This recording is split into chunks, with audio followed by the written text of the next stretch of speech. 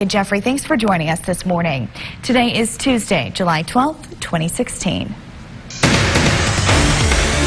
And we begin this morning in Odessa, where one woman recovering after two dogs attacked her.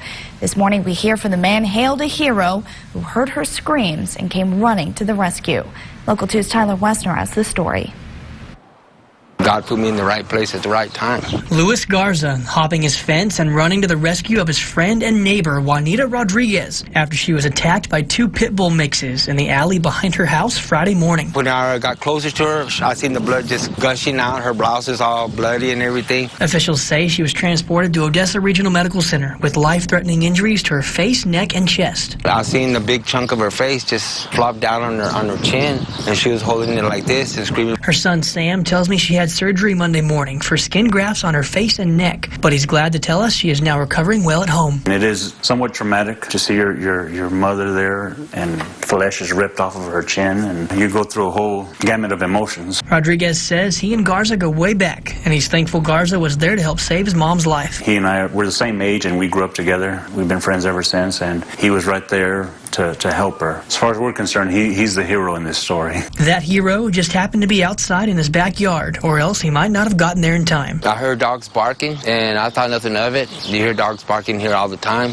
It wasn't until I heard some screaming that I came running back. Many family and friends thankful he did so. Tyler Wessner, Local 2 News. Tyler, thank you. OPD says the dogs will be quarantined for the next 10 days at Odessa Animal Control to make sure that they don't have rabies, and then they will determine what their fate may be. Now, your weather on the Tubes, sponsored by Planet Fitness. And time now to send it over to meteorologist John Mayer. John, we have a guest in studio this morning. Yeah, you're right, Rebecca. We've got Ava here joining us, and you're going to see her a little bit later on in 6:30 show. We're going to see how that turns out. But, you know, here's something that we do have to deal with in a pretty big way out there. More of those triple-digit highs. It is ridiculously hot out there, and it's going to be staying hot for quite a while longer. Now, one thing we do have going for us this morning is a few showers, a few storms out there down to our southeast, and, you know, that's going to help us out a little bit early on. Should see those temperatures drop just a hair down around Big Lake, but unfortunately the rest of us staying hot, getting into the 80s this morning and staying up there all the way into this afternoon. More near record highs. Latest on your full forecast coming up in just a little bit. John, thank you. And moving to your crime watch this morning, Odessa police say they've identified a suspect who's still on the run after surveillance video catches him robbing a bank, the Bank of America on Grant Avenue. Now here's a look at him. Kevin Brown, described as a black man, bald, last seen wearing a white shirt and sunglasses. Local 2's Casey Jones has the details. Doors closing early at the downtown Odessa Bank of America Monday afternoon when police say a suspect robbed the bank. I've been banking here since 1978. It was a different name then, and this is the first time I've ever heard of it being robbed. Robert Sherbin inside the building when authorities say a suspect handed the teller a note saying he had a weapon and demanding cash. Sherbin says he isn't surprised to see this happen, considering everything else going on in the country right now. And I think what's happening is people are disrespecting the law because they're mad. They're actually upset. Authorities say the suspect got away, but not before security cameras captured this clear photo of the suspect. The suspect is described as a black male, approximately 5'10" to 6 feet, 190 pounds to 220 pounds. He was wearing sunglasses. He did have a bald head. Steve LeSueur with the Odessa Police Department says the suspect facing a second-degree felony. If convicted, he could spend up to 20 years behind bars. LeSueur adds this is one of the busiest banks in town, located a few blocks away from the police station. Again, his photo has been posted on the OPD Facebook page, and somebody has to know the identity of this man. Casey Jones, Local 2 News. Casey, thank you. Now, reports show Kevin Brown evaded Odessa police earlier Monday in a Ford Ranger with Tennessee plates. He's wanted for felony robbery and evasion charges. If you know where he might be, contact law enforcement.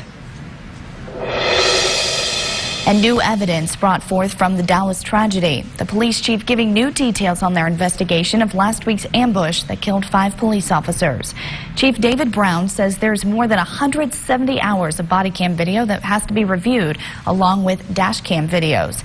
The chief says dealing with this attack, along with regular daily crime, is difficult at best.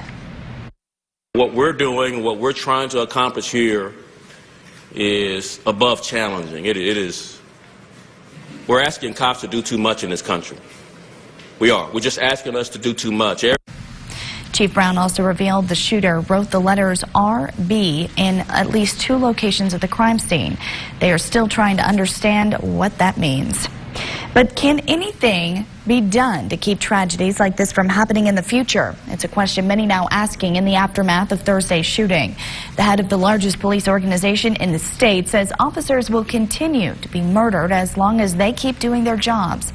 The executive director of the Combined Law Enforcement Agency of Texas says the only thing the state can do now is do more to honor slain officers. There's a solemn resignation that Texas is always going to lead the nation in the number of officers that are killed in the line of duty, and there doesn't seem to be anything we can do about it. So, happening today, a memorial to honor the 5 officers killed in Dallas. President Barack Obama and former President George W. Bush both expected to speak. Closer to home, a neighborhood block in Odessa banding together in blue, brightly shining their support for law enforcement. Local 2's Lauren Trapea shows us what these residents are doing.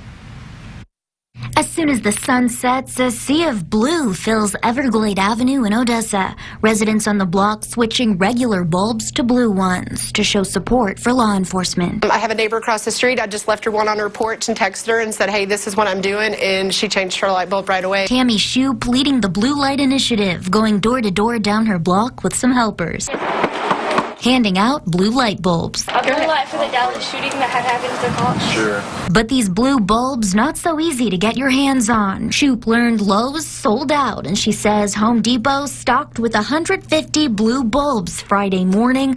Come Friday afternoon, she snagged the last 6. All the other stores in town are out. There's not any. Forcing her to search elsewhere in the basin. I found some online at Hobbs, at the Home Depot there, and I have a friend that lives in Hobbs, so he met me in Seminole. Making the drive to get about 10 more bulbs to complete the block, hoping every house will be illuminated in blue for the officers. We have law enforcement patrolling in our area in the evening time, and I just thought it would be a huge way to show them at night. Our neighborhood just lit up in blue. Shoup's neighbor Kimberly Johnson on board with the blue idea. I think it's really important for all of us to come together as a community to show our support and just kind of be there for each other. The way of life for police officers, the true heroes who risk their lives. It's awesome. We greatly appreciate it. It's nice to know that some people care about us. Lauren Tropea, Local 2 News.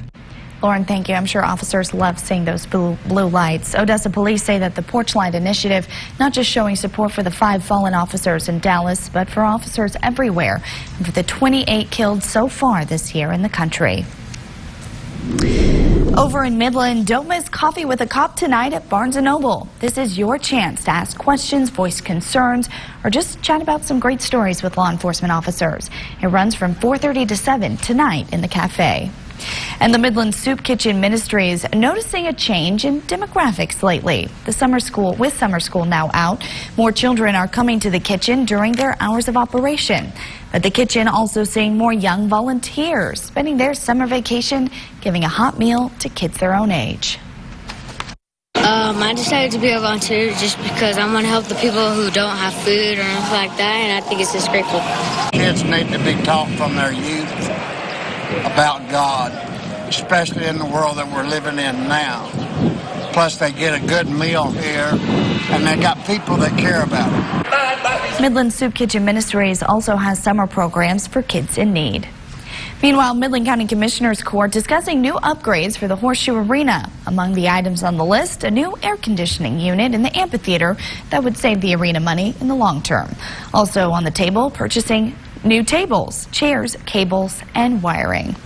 Speaking of improvements, the future of roadways in Midland looking brighter. The City Council accepting a generous gift from Oxy Petroleum Corporation this morning, which is expected to allow for future roadway expansion in the Tall City. The company allowing right-of-way and or land access to the city. And coming up tonight on Local 2 News at 5, we'll show you how great of an impact this dedication will have on Midland's infrastructure. While in Odessa, City Council there are expected to vote on whether or not truck traffic will continue to be allowed in downtown. Now, if the truck route ordinance passes, trucks would no longer be allowed on Grant Avenue between 2nd and 42nd Street or on Kermit Highway between Highway 385 and West County Road. The only exception would be if a truck is making a delivery to a business on these roads and the shortest route takes them downtown. The second and final reading and vote happening today. Well, in Loving County, one of the county's main roads seeing a speed limit that's now 5 miles an hour faster than before. Local 2's Don Log tells us why the new signage concerns local deputies. What's wrong with lowering the speed limits on a road where we have lots of accidents and where someone could potentially get killed? A question Loving County Sheriff Chris Bussey is asking TxDOT about this road. With one man killed in the spring and over 30 accidents in the last few years, he's hoping to see a change in either the road or the speed limit. So we've had multiple accidents on that. It's kind of a little Russian roulette on the road. The county pinning it as one of the most dangerous in their area, especially since TxDOT changed the speed limit from 70 to 75 about a month ago after the county was overlooked by the state. Something deputies don't understand because road conditions, they say, are rocky. The speed needs to change, or the road needs to change. TxDOT tells us 652's speed was raised by 2013 legislature when they raised speed limits across the state. Now, county officials asking to be excused from the regulation in exchange for the public's safety. I would hope that an exception could be made on that road until the road's fixed. Don Log, Local 2 News. Don, thank you. Now, on this road, there's a lot of oil traffic that rolls through. The Sheriff's Department hopes for a speed reduction there until the road is adequately fixed. Until then, deputies not convinced the speed is safe for drivers. Now, your weather on the 2s. Sponsored by